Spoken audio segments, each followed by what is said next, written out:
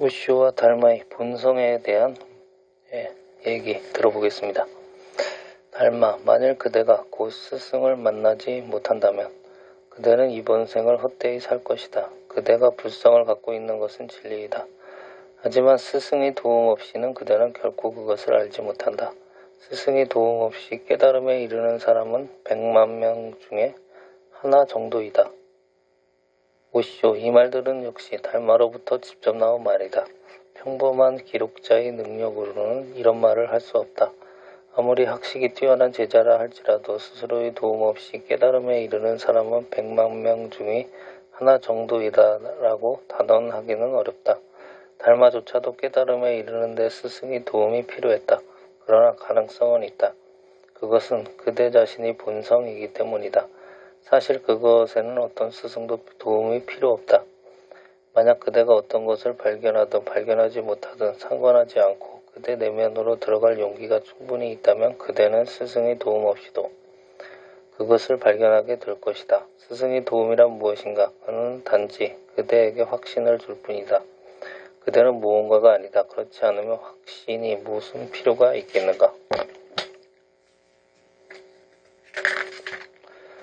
그것은 어디까지나 그대의 삶이다. 그대는 이 모든 것이 과연 무엇인지 알고자 할 권리가 있으며 또 그러한 열망을 가져야 한다. 나는 내 생에서 스승을 갖지 않았다. 나는 깨달은 사람을 여러 명 만났다. 그러나 나는 그들에게서 나 홀로 내버려 두라고 말했다. 그들의 도움이 무슨 필요가 있는가? 단지 나에게 확신을 주는 일뿐이다. 하지만 나는 확신 없이도 앞으로 나아가는 능력을 갖고 있었다. 사실 아무런 확신 없이 어디로 가고 있는 것인지 알지도 못하고 어떤 것을 찾을지 못 찾을지 전혀 예상할 수 없으면서 어떤 일을 한다는 것은 더욱 즐거운 일이다. 확신을 갖고 어떤 일을 한다는 것은 같은 영화를 2번 보는 것과 같다. 모든 것이 확실하고 어떤 일이 일어날지 그대는 정확히 아는 것이다. 내가 전생에서 걸쳐 말해온 새로운 인간에게는 스승이 필요 없다. 그는 모험정신으로 가득 찬 인간이기 때문이다. 그래서 그는 존재의 근원에 무엇이 있는가 보기 위해 순수한 모험심을 갖고 자기의 내면으로 들어갈 것이다. 하지만 지금까지는 그렇지 않았다. 스승의 도움 없이 깨달음에 이르는 사람은 100만 명 중에 하나 정도이다. 달마. 오쇼, 아마도 내가 그 사람에 해당할 것이다. 인류 역사상 스승의 도움 없이 깨달음에 이른 사람은 나는 알지 못한다. 하지만 달마는 그것이 가능하다는 사실을 인식했다. 비록 자신에게는 스승이 있었지만 말이다. 그리고 나는 지금 스승의 도움 없이 깨달음에 이른 사람은 100만 명 중에 하나 정도라는 그의 말을 입증해 보이고 있다. 달마, 만약 인연의 결합으로 붙다가 말한 것이 무엇인지 이해하는 사람은 스승이 필요 없다. 그러한 사람은 어떤 가르침보다 뛰어난 천부적인 깨달음을 타고난 사람이다. 그러나 그대가 그런 축복을 받지 않는 한 열심히 공부하라. 그러면 스승의 지도 아래서 그대는 이해할 수 있을 것이다. 이 마지막 문장들은 달마에게 나온 말이 아니다. 우선 그대의 본성을 아는 것은 공부를 통해서 되는 것이 아니다. 그대가 이 세상의 모든 경전을 다 공부하고 그대는 자신을 알 수 없다. 그것은 지도를 통해서도 불가능하다. 지도란 그대 밖에서 들려오는 정보를 뜻하기 때문이다. 그러니 어떻게 그것이 가능하겠는가? 스승과의 영적 교감을 통해서 궁극에 이른 자와 사랑에 빠지는 것을 통해서 그에게서 그대의 미래를 보게 될 때 그 일이 가능하다. 그대는 지금 하나의 씨앗일 뿐이고 스승은 그 씨앗이 꽃을 피운 것이다. 그것은 그대에게 위로 향한 열망을 갖게 만든다. 그대 자신을 꼭 피우려는 의지를 심어준다. 그것은 공부의 문제가 아니다. 그것은 지도의 문제가 아니다. 그것은 스승과의 깊은 사랑의 문제이다. 그래서 나는 이것들이 달마의 말이 아니라고 말한다. 달마의 말일 수가 없다. 달마가 지금 여기에 있으면서 그 말이 자기가 한 말이라고 주장한다 해도 나는 믿지 않을 것이다. 이것들은 그의 말이 아니다. 달마와 같은 사람이 이런 휴지 조각 같은 말을 할 수 없다.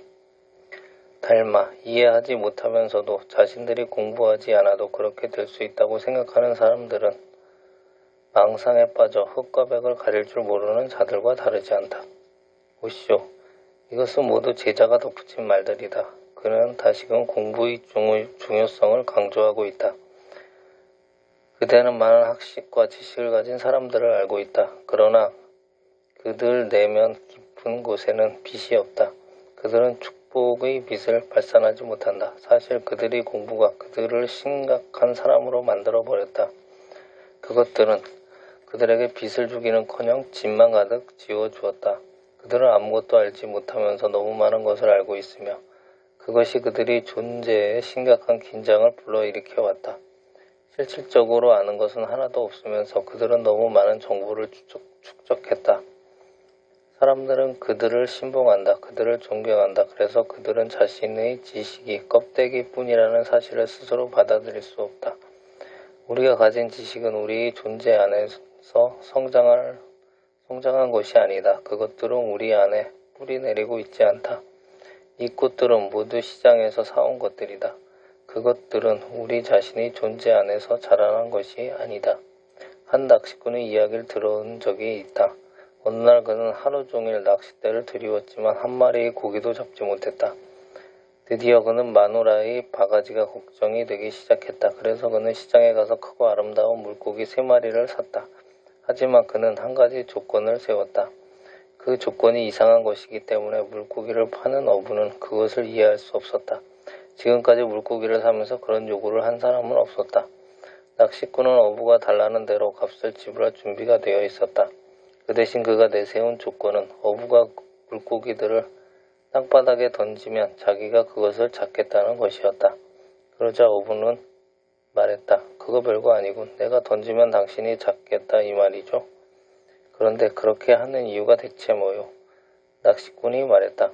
당신은 이해하지 못하겠지만 난 거짓말쟁이가 되고 싶지 않소. 집에 들어가면 아내는 나에게 물고기를 얼마나 잡았느냐고 물을 것이요.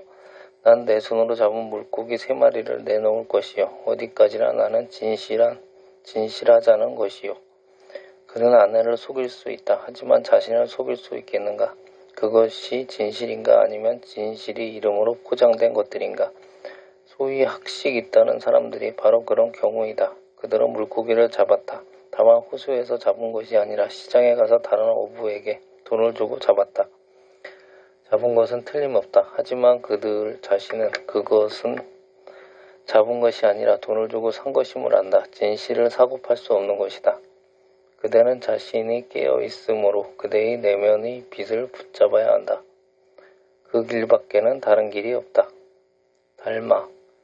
불법을 엉터리로 선언하는 사람들은 붓다를 모독하고 다르마를 뒤집어 엎는 사람이다. 그들은 마치 자신들이 비를 부르는 양 말한다. 하지만 그의 설법은 부처들의 설법이 아니라 마귀들의 이야기이다. 그들의 선생은 마귀의 왕이다. 그들 제자들은 마귀의 앞잡이들이다. 망상에 빠져 그러한 가르침을 따르는 자들은 부지 중에 생사의 바다에 깊이 가라앉을 것이다. 그들이 자신의 본성을 보지 않느나 어떻게 자신들을 부처라고 부를 수 있겠는가? 그들은 사람들을 속여서 마귀의 세계로 이끄는 거짓말쟁이들이다. 그들이 본성을 보지 않느나 그들은 12연기설을 설법한다 해도 그것은 마귀의 말에 지나지 않는다. 그들은 마라에게 충성하는 것이지 붓다에게 충성하는 것이 아니다. 오쇼, 여기에서 말하는 불교에서 말하는 악마이다. 달마, 그들은 마라에게 충성하는 것이지 붓다에게 충성하는 것이 아니다. 흙과 백을 구별할 줄 모르는 자들이 어떻게 삶과 죽음으로부터 벗어날 수 있겠는가? 자신의 본성을 보는 사람은 누구든지 부처다. 그렇지 않은 자는 누구든지 중생이다. 그러나 중생의 본성과 따로 떨어진 곳에서 부처의 본성을 찾으려고 한다면 그런 것이 어디 있겠는가? 우리 중생의 본성이 곧 부처의 본성이다. 오직 필요한 것은 인식이다. 이 인식의 차이 말고 아무런 차이가 없다. 자신의 본성을 인식하고 자각하는 자는 부처이다. 자신의 본성을 인식하지 못하고 결코 내면으로 들어가지 않는 자는 중생이다. 차이는 오직 인식의 차이, 자각의 차이일 뿐이다.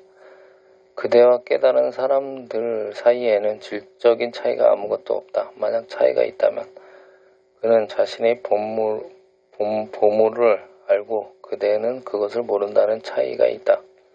그래서 달마는 이렇게 선언하고 있다.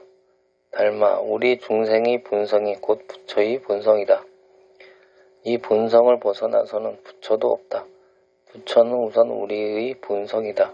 이 본성 외에 더 이상의 부처도 없고 부처 외의 더 이상의 본성도 없다. 우쇼, 하지만 우리가 그것을 깨닫지 못하는 한 우리는 영원한 중생으로 머물러 있을 것이다.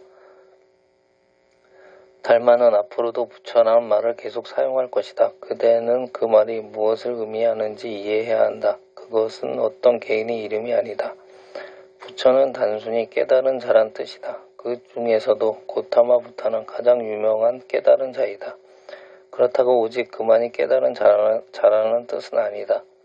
그전에도 많은 부처가 있었고 그 이후에도 많은 부처가 있었다. 모든 인간 존재가 부처가 될 수 있기 때문에 미래에도 새로운 부처들이 수없이 탄생할 것이다.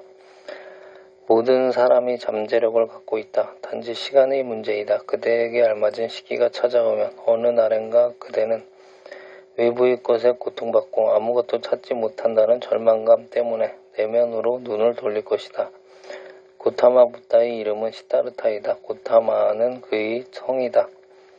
그러니까 그의 원래 이름은 고타마 시타르타였다. 부타의 그의 이름이 아니라 그의 깨달음을 상징하는 말이다. 그래서 나는 우리의 춤을 조르바 더 부타라고 이름을 붙였다. 그러자 스리랑카 대사가 나에게 편지를 썼다. 스리랑카는 불교 국가이다. 그는 나에게 이렇게 말했다.